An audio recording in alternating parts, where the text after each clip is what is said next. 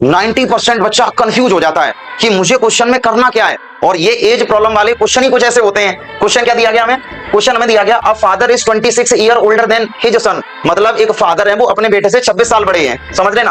तो इन्होंने बोला यहाँ पर आफ्टर 6 ईयर, लेकिन अगर हम 6 साल बाद की बात करें तो फादर की जो एज है वो उसके बेटे से 3 गुनी हो जाएगी, 3 times the age of his son. तो मुझे बता दो कि दोनों की प्रेजेंट एजेस क्या होंगी।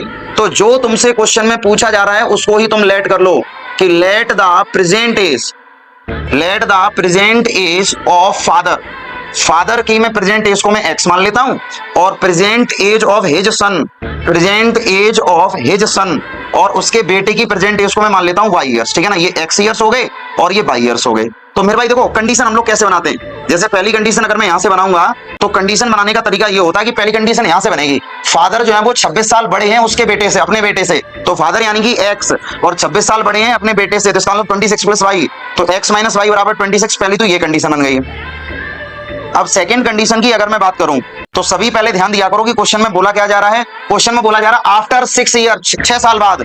तो 6 साल बाद मेरे भाई फादर भी 6 साल बड़े हो जाएंगे और उनका बेटा जो है वो भी 6 साल बड़ा हो जाएगा। लेकिन 6 साल बाद फादर की जो एज है वो बेटे से 3 गुनी है, तो यानी कि यहाँ पर 3 टाइम्स कर दो, 3 से मल्टीप्लाई करो।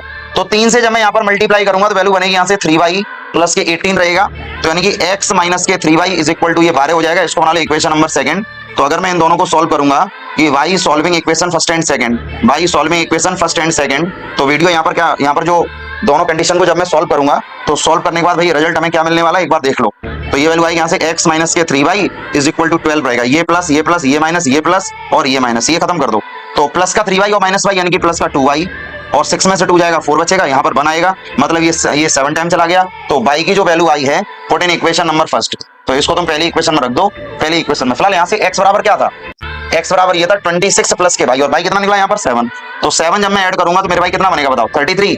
तो ये 33 ईयर्स, तो यानी कि फादर की एज जो है, फादर की एज है वो 33 ईयर्स आ गई है और बेटे की जो एज है वो 7 ईयर्स आ गई। लो हो गया क्वेश्चन खत्म। केवल और केवल कॉन्सेप्ट पर फोकस करो, कॉन्सेप्ट क्लैरिटी अगर है तो क्वेश्चन में कहीं पर भी समस्या नहीं होने वाली है।